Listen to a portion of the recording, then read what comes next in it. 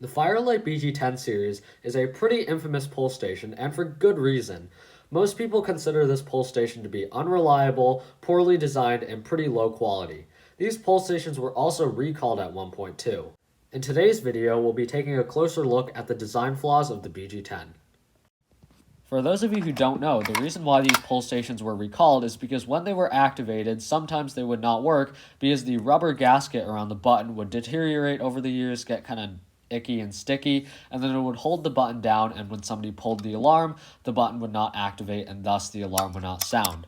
Something interesting to note is that I have a different BG-10 that has a date code of December 1992.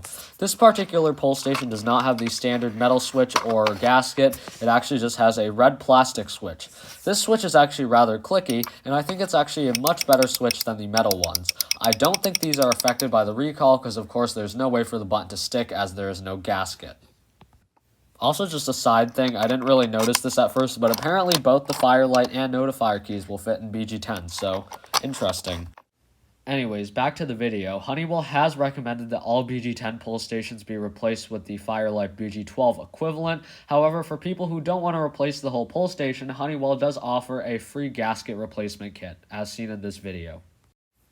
Another issue with these pull stations is just how fragile the housings are. It isn't uncommon to see a BG-10 break, however, where it really plagues these pull stations is on the hex screw reset models.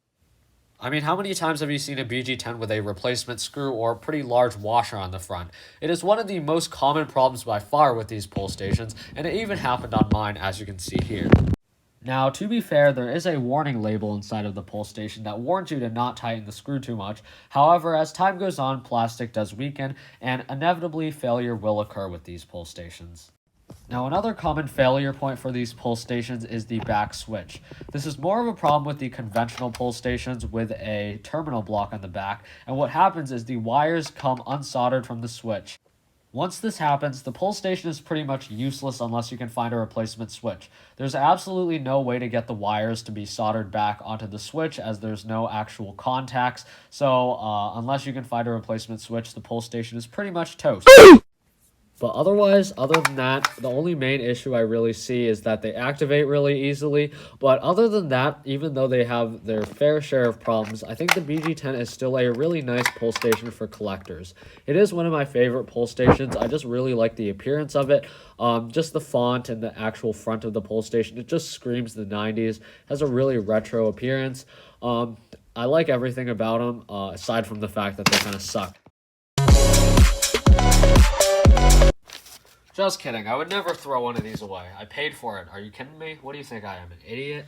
Yeah.